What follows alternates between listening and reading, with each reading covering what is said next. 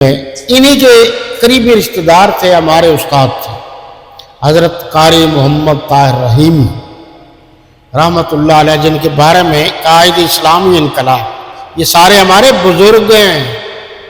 میں آپ کو یہ باتیں اس لیے سناتا ہوں کہ لوگ کہتے ہیں ہمارے بزرگ ہیں، وہ بھائی ہمارے بزرگوں کی بھی لائنیں لگی ہوئی ہیں، آپ کو بتایا نہیں جاتا۔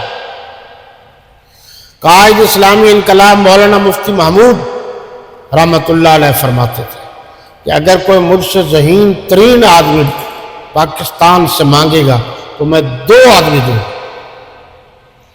ایک علامہ خالد محمود پی ایچ ڈی اور ایک قاری محمد طاہر۔ ان سے میں نے مشکات شریف پڑھی تھی، بڑے ذہین فطین تھے۔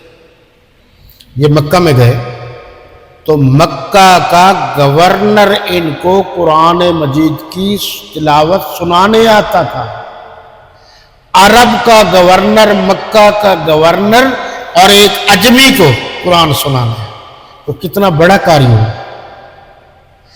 وہ فوت ہو گئے تو ان کی قبر مبارک جنت المعلیٰ میں ہے۔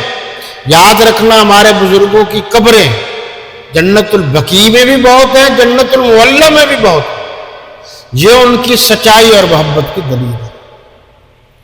یہ دلیل نہیں ہے کہ آج بھی آپ اہل سنت والجماعت سے متعلق ہمارے مکی صاحب روزانہ درس دیتے ہیں، جو دعوے دار بنے پھرتے ہیں، نہ پہلے ان کا کوئی درس دیتا تھا نہ آج دیتا ہے۔ مکی صاحب کے پہلے ابو دیتے تھے، آج کل وہ خود دے رہے ہیں۔